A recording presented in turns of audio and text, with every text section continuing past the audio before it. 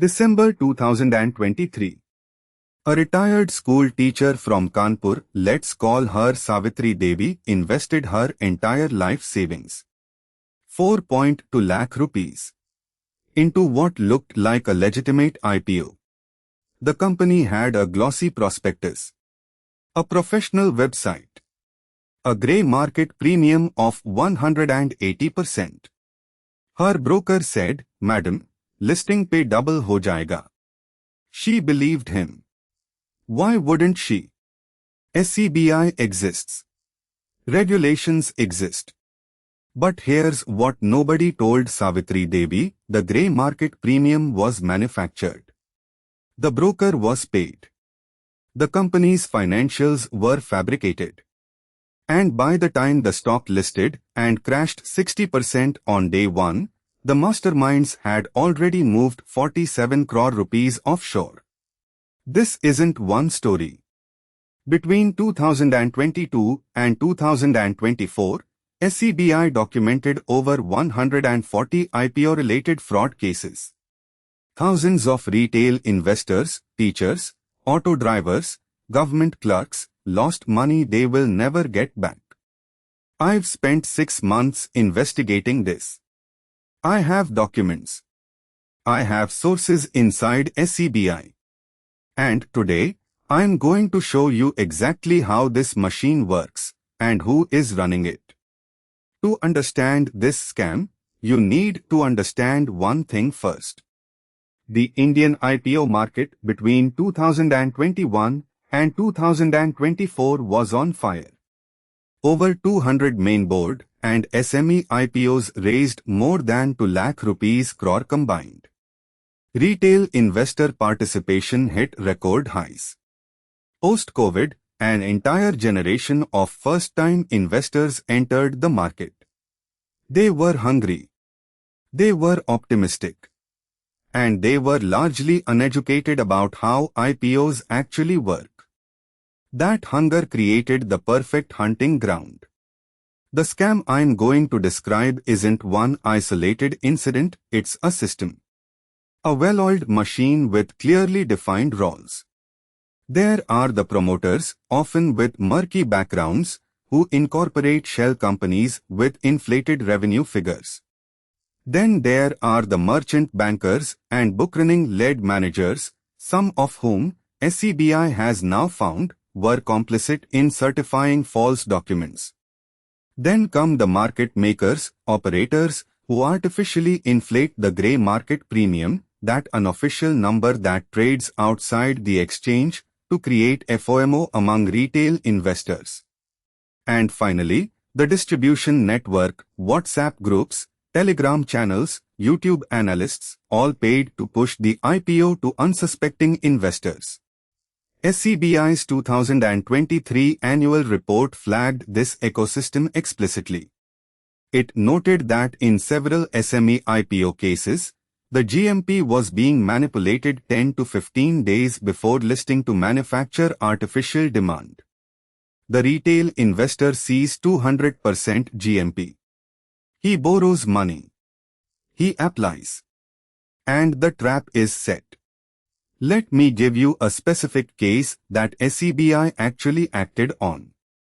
In March 2024, SEBI passed an interim order against Varanium Cloud Limited, an SME IPO that listed in 2022 and raised 46.6 crore rupees from public investors. The findings were devastating. SEBI found that the company's promoters, along with a network of connected entities, had siphoned funds raised through the IPO into shell companies within weeks of listing. The stock listed at a 40% premium.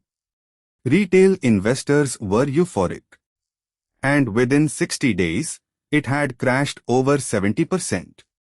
SEBI's investigation revealed that 26 entities linked to the promoters had received IPO proceeds disguised as business payments. The merchant banker involved had allegedly not conducted adequate due diligence, a charge they deny. But here's the detail that made my source inside SEBI pause when he told me this. The GMP for Varanium Cloud had been artificially pumped on Telegram channels 2 weeks before listing. Screenshots recovered during investigation showed coordinators being paid 15,000 rupee per post to push the IPO. This is not speculation. This is in SEBI's own order dated 27th March 2024.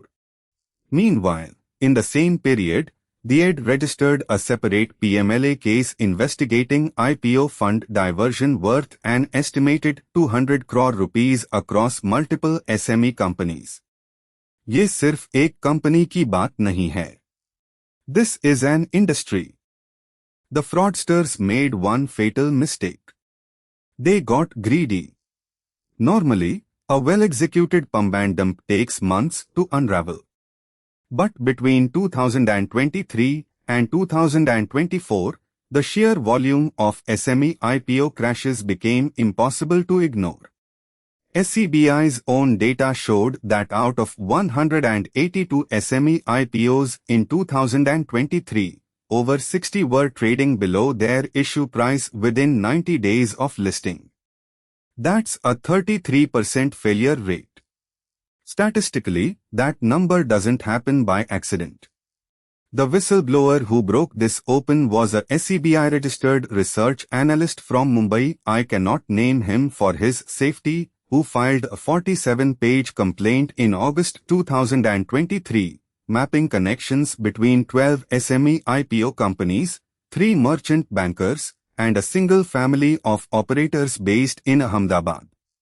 He showed how the same network of entities appeared as anchor investors across multiple IPOs, creating artificial demand signals.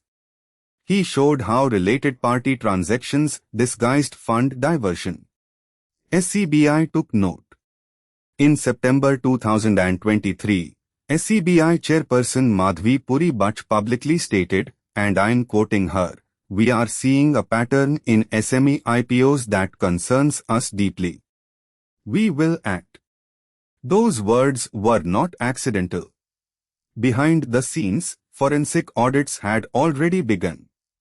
Bank accounts were being traced. Call data records were being pulled.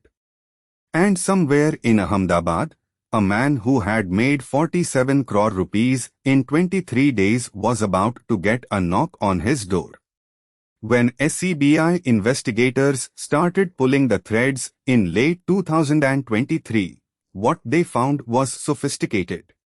These weren't amateur criminals. They understood regulatory gaps. The SME platform, NSE Emerge and BSE SME, has lighter disclosure requirements than the main board. Minimum public shareholding rules are different. Trading circuit limits are wider. The fraudsters had studied the rulebook and found every loophole.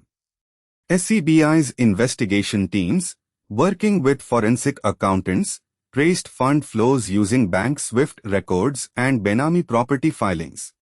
In multiple cases, IPO proceeds moved from the company account to a vendor on paper for IT services or marketing, and within 72 hours, the same amount appeared in a Dubai-based account held by a relative of the promoter.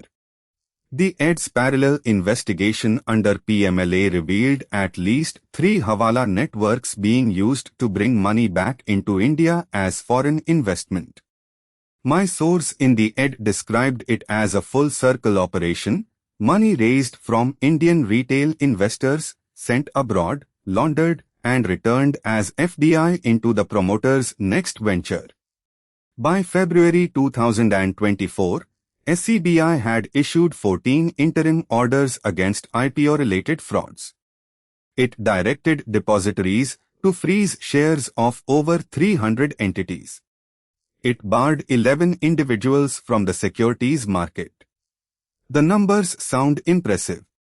But here's what those numbers don't show: the 800 crore rupees in estimated investor losses that nobody has recovered yet. Here is the uncomfortable truth that I need to tell you. As of mid-2024, no major criminal conviction has been delivered in these IPO fraud cases. Not one. SEBI has passed orders. It has imposed penalties. It has barred individuals. But SEBI is a civil regulator. It cannot send anyone to jail. For criminal prosecution, cases need to reach the economic offences courts. And India's EOW system is overburdened. The Varanium Cloud case is in early trial stages. The broader SME IPO fraud investigations at the ED are at the charge sheet filing phase. Legal experts I spoke to estimate that final judgments are 5 to 7 years away. Meanwhile, the operators have moved on. New companies. New promoters. New names. SEBI, to its credit, responded structurally. In July 2024, it tightened SME IPO norms significantly. Companies must now have minimum operating profit of 1 crore rupees. Issue size is capped at 25 crore rupees for very small companies. Merchant bankers face stricter liability. Allotment to anchor investors now has longer lock-in periods. These are good reforms. But they came after the damage was done. Savitri Devi from Kanpur still hasn't recovered her 4.2 lakh rupees. She wrote to SEBI's Scores portal in January 2024. She received an automated acknowledgement. That was the last she heard. Ye hai asli verdict. Savitri Devi's 4.2 lakh rupees is probably gone forever. And that's the real crime, not just that it was stolen, but that the system made it so easy to steal. Before your next IPO application, ask one question: who benefits from my excitement? If you found this investigation valuable, subscribe. Because next week, I'm exposing the mutual fund distributor fraud that is happening inside post offices across rural India. That story needs to be told. Subscribe so you don't miss it.